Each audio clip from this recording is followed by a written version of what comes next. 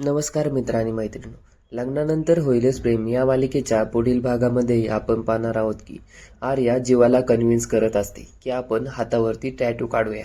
पण तू बाबा होणार आहेस, तुझ्या हातावरती तर टॅटू काढलाच गेला पाहिजे, म्हणून आर्या त्याला कन्व्हिन्स करत असते.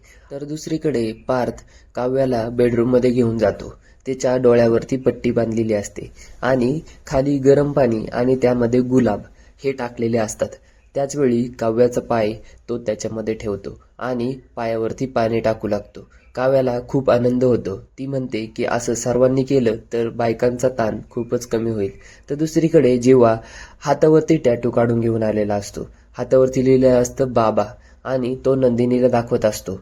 नंदिनी तो टॅटू पाहून खूपच खुश होते आणि म्हणते, वा, तुम्ही बाबा लिहिलत. आणि त्याचवेळी आर्या देखील तिथे येते.